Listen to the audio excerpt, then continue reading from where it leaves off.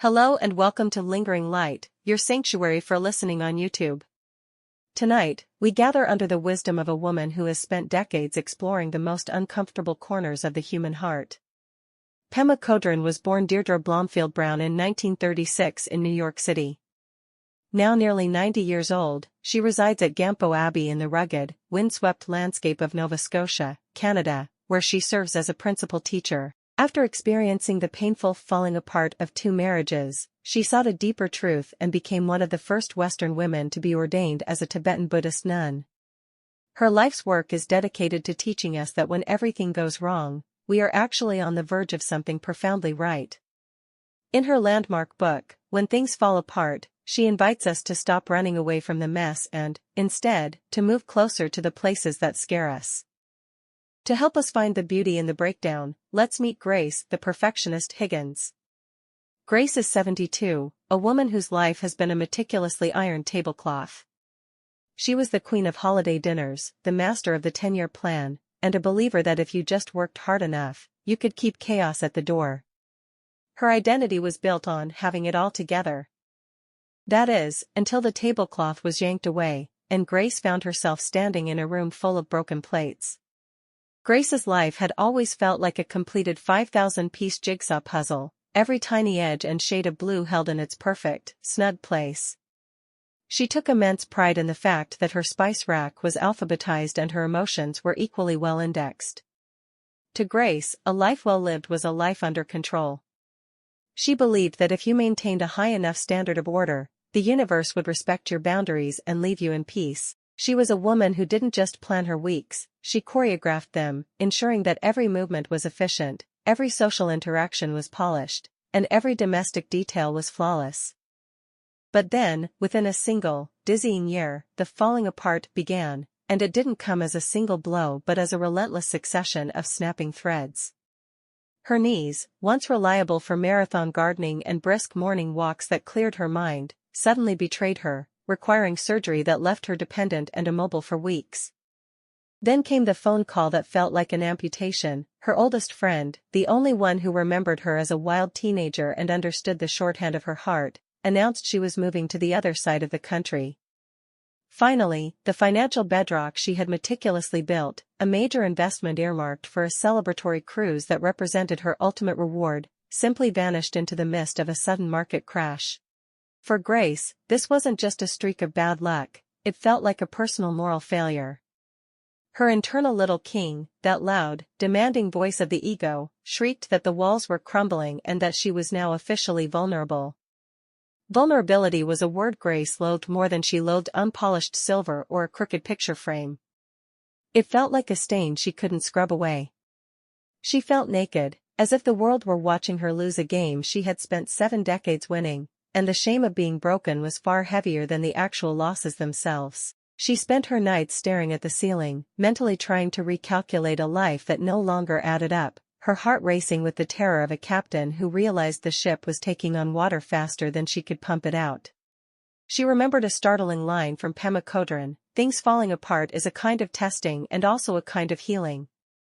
We think that the point is to pass the test or to overcome the problem, but the truth is that things don't really get solved. They come together and they fall apart. Then they come together again and fall apart again." Grace sat on the floor of her living room, a space that had once been a temple to her competence, now surrounded by half-packed moving boxes and the haunting silhouettes of furniture that was about to be sold. The air felt thin, and the silence of the house was no longer peaceful, it was predatory. She felt a wave of cold panic, the kind that makes your fingers tingle and your breath shallow, as if the very oxygen were being sucked out of the room. Her mind was a frantic architect, working overtime in the dark, trying to solve the future by drafting a new 50-point plan for total senior security, complete with emergency contacts, backup vitamins, and a rigorous new budget. She was trying to build a new fortress out of the rubble of the old one. But then, she caught her reflection in a dusty, gilded mirror leaning against the wall. She stopped. She looked utterly exhausted, not just tired, but soul-weary. She looked like a woman who had been fighting a war for 70 years and had finally run out of ammunition. She looked like a woman trying to hold back a massive, crashing tsunami with nothing but a plastic cocktail stirrer. The absurdity of it finally hit her.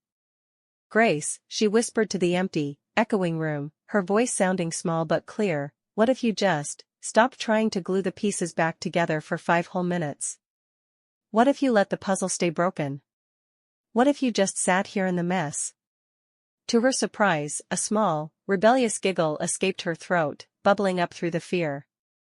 It was the sound of a prisoner realizing the cell door had been unlocked the whole time.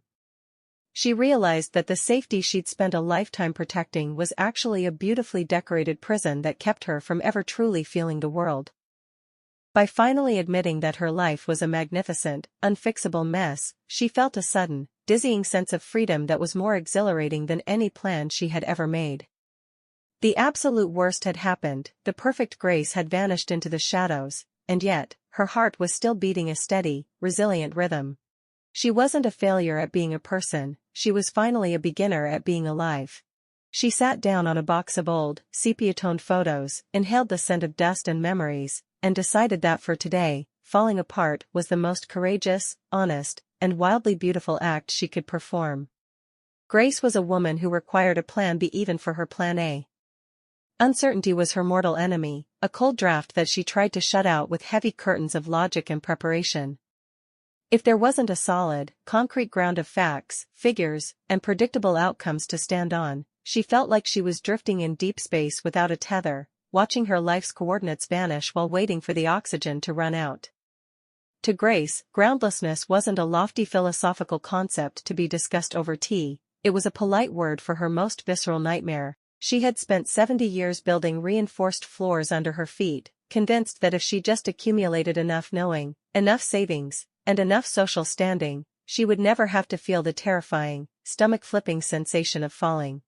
Pema's wisdom, however, was a gentle but persistent nudge into the abyss. To be fully alive, fully human, and completely awake is to be continually thrown out of the nest. To live fully is to be always in no man's land, to experience each moment as completely new and fresh.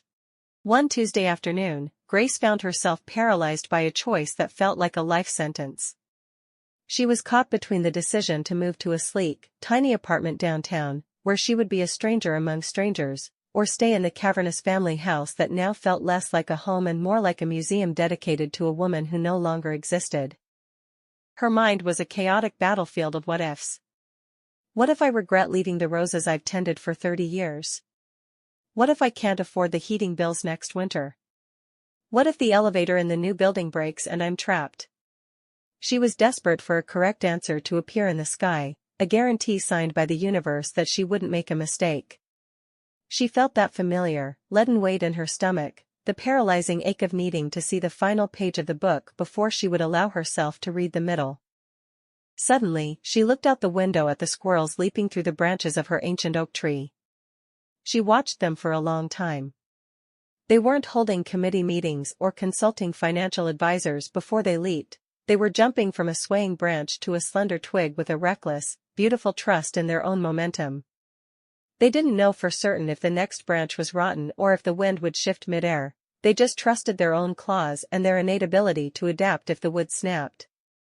I'm 72 years old, Grace thought, a sharp, dry, and unexpectedly witty grin spreading across her face, and I'm still standing here like a schoolgirl, waiting for a safe conduct pass from a life that doesn't issue them. I'm waiting for the floor to be finished, but maybe the point is that the floor was never there to begin with. She decided, right then and there, to lean into the swaying branch. She decided to grant herself the radical permission to not know what the right choice was for the rest of the day. She left the glossy real estate brochures on the table, grabbed her coat, and went for a walk with no intended destination. She intentionally turned down narrow streets she had lived near for 4 decades but had never once explored because they weren't on her optimized route. She realized that when you stop demanding a map, every corner becomes a discovery rather than a detour. The ground hadn't actually disappeared, she had simply finally learned that she didn't need to stand perfectly still to be safe. She was finally, at long last, learning how to dance in midair, finding balance not in stillness, but in the fall itself. Grace had spent her whole life treating her fear like a particularly embarrassing, loudmouthed relative she had to hide in the attic whenever company came over. She treated anxiety as a houseguest that needed to be evicted immediately. Whenever she felt the cold prickle of dread about her fading health, the sharp sting of a social slight, or the quiet, hollow ache of loneliness, she'd immediately snap into fix-it mode with military precision. She'd bake a triple-layer chocolate cake to fill the house with the scent of fine, call a neighbor to complain about the city council to feel a sense of power, or organize her sock drawer by fabric weight and color. Anything, absolutely anything, to keep from looking the monster of fear directly in its watery, searching eyes. She truly believed that if she stayed busy enough, loud enough, and organized enough, the fear would eventually get bored and look for a less occupied soul to haunt. Pema Chödrön, however, offered a radical, almost hilariously counterintuitive suggestion that felt like heresy to Grace's ears. Instead of running from our fear, we should invite it to tea.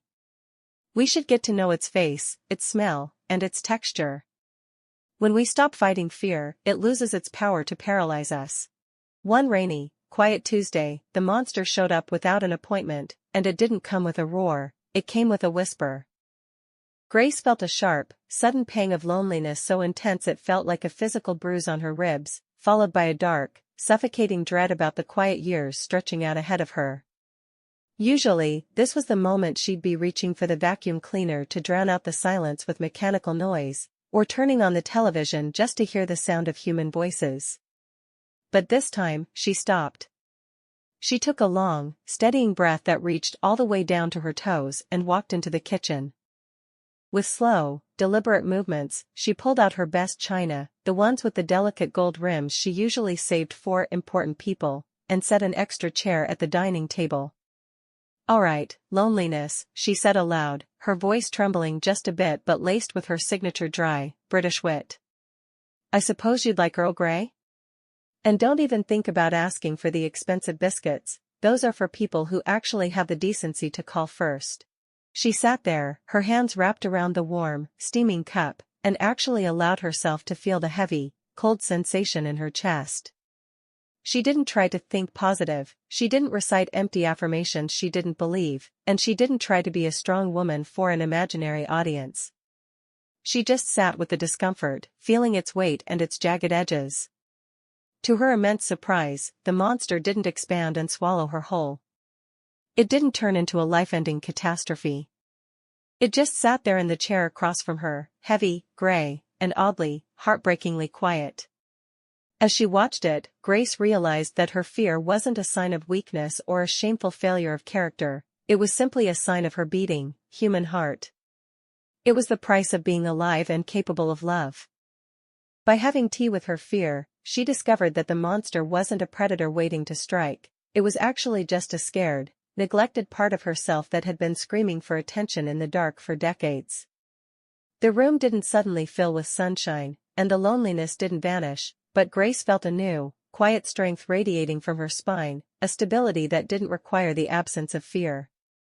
She didn't need the guest to leave the room for her to find peace, she just needed to be a gracious hostess to her own messy, beautiful humanity.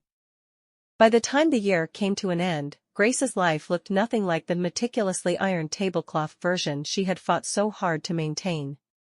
The fabric of her old existence hadn't just been stained, it had been completely unraveled. She had moved into a smaller, sun-drenched apartment downtown, a space that forced her to keep only what truly mattered. Her knees still creaked like an old wooden door on cold mornings, and her monthly budget required a new kind of creative, humble math. By the world standard of success, the one she had worshipped for decades, her life had officially fallen apart. But by Grace's new, shimmering standards, she had never felt more put together in her entire existence. She realized that the cracks weren't flaws to be hidden with concealer, they were the most interesting parts of her story. Pema's final lesson was the glowing jewel in the center of the mess. When things fall apart, the walls of the ego crumble. And in that gap where the walls used to be, the light of our true nature finally shines through. This is called the wisdom of no escape. Grace stood on her new, modest balcony, watching the city lights flicker like a sea of diamonds scattered on velvet. She realized that the perfectionist Grace of 2 years ago would have hated this view because it wasn't the penthouse view she thought she deserved. But broken open Grace loved it with a fierce, quiet passion because it was the only view she had right now, and that made it sacred. She found herself laughing more, real, uninhibited, belly-shaking laughs at her own clumsy mistakes and her past pretenses. She discovered she could listen to her friends' stories of heartbreak and loss without offering a single, hurried fix-it solution. She no longer felt the need to bridge the silence with advice, because she finally understood that fixing was just a clever way to avoid the holy act of feeling. "I'm like one of those Japanese kintsugi bowls," Grace mused, tracing the invisible lines of her own history with her mind's eye. "I've been shattered into a dozen jagged pieces, and the universe decided to glue me back together with gold instead of invisible glue. The gold doesn't hide the break, it celebrates it." She realized that the falling apart hadn't been a tragedy or a divine punishment for not being good enough. It was an opening, a painful but necessary shedding of an old skin that had become too tight for her growing soul. She was no longer a puzzle that needed all its pieces to be valuable. She was a song that was beautiful precisely because it had some minor chords and a few flat notes. She had finally learned the greatest secret of all, that the most radiant lives aren't the ones that remain perfectly intact, but the ones that have the staggering courage to break, and in that breaking, allow the infinite light to pour in through the gaps. As Grace settled into her new, smaller life, she noticed a peculiar and profound change in her social radar. In her perfect tablecloth days, she had been a champion of the brag and gush conversation. She would meet friends for lunch and spend 2 hours polished like a trophy, reporting only on the high-gloss, curated versions of her life. When a friend shared a struggle, Grace would offer a crisp, efficient piece of advice, a mental band-aid, and then quickly steer the ship back to safe, successful waters. She realized now that she hadn't been connecting, she had been performing. She had been so afraid of other people's pain because it reminded her of her own fragility. She recalled a transformative thought from Pema: compassion is not a relationship between the healer and the wounded. It's a relationship between equals. Only when we know our own darkness well can we be present with the darkness of others. Compassion becomes real when we recognize our shared humanity. The true test of this new, tender heart came when her daughter, Sarah, called in tears. Sarah's own perfect life was hitting a snag, a difficult career transition and a sense of losing her way in the fog of middle age. In the past, Grace would have immediately jumped into general mode, barking out solutions like a drill sergeant. "Have you updated your resume? Did you call that contact I gave you? Don't cry, Sarah, it's not productive and it ruins your eyes." She would have tried to fix Sarah's life to soothe her own internal anxiety about seeing her daughter unhappy. She used to think that being a good mother meant being a shield, but she realized now that shields are cold and hard. But broken open Grace simply sat on her sofa, listening to the muffled, ragged sobs through the phone. She didn't feel the need to reach for her mental toolbox or her list of 10 steps to success. Instead, she felt a profound, warm ache in her chest, a resonance. "Oh, Sarah," Grace said, her voice soft and surprisingly steady. "I'm sitting here in my new apartment surrounded by boxes I haven't unpacked, with knees that sound like a bowl of Rice Krispies when I walk, and I have absolutely no idea what I'm doing next. And you know what, darling? It's actually quite all right. The world hasn't ended." There was a long, stunned silence on the other end of the line. Then, Sarah let out a watery, startled laugh. "Mom? Is that really you? You usually tell me to make a color-coded list and drink more green tea." "The lists are retired, darling," Grace chuckled, a new sparkle in her eye that Sarah could almost hear through the phone. "I realized I spent 70 years making lists while the house was on fire. Let's just sit in the warmth of the flames for a bit. It's actually quite cozy when you stop trying to put them out." By sharing her own cracks, Grace had given her daughter something far more valuable than a professional solution. She had given her the radical permission to be human. They talked for an hour, not about fixes, but about the sheer, hilarious absurdity of trying to be perfect in a beautifully imperfect world. Grace realized that her scars weren't something to hide, they were the very things that allowed others to feel safe and seen around her. She wasn't a pillar of strength anymore, she was a well of empathy. She had finally learned that we don't heal by being better than our pain, we heal by realizing that everyone else is carrying a cracked teacup, too, and that the tea tastes much richer when we have the courage to drink it together, cracks and all. Are you ready to let the walls crumble? My dear friends, at Lingering Light, Grace Higgins discovered that falling apart is actually the beginning of a much more honest and joyful life. Pema Chödrön's wisdom is a warm embrace for anyone feeling the cracks. The most difficult times are the most productive ones. This is where we find our true heart. I have a question for you tonight. What is one thing in your life that feels like it's falling apart right now? Instead of trying to glue it back together tonight, can you just sit with the pieces for a moment? Can you, like Grace, invite your worry to tea? Share your stories of finding the gold in the cracks in the comments.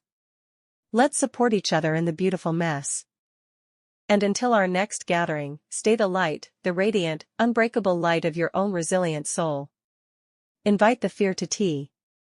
Good night, dear friends. Show some love by hitting like and subscribe. Also, don't forget to drop a comment. Thank you.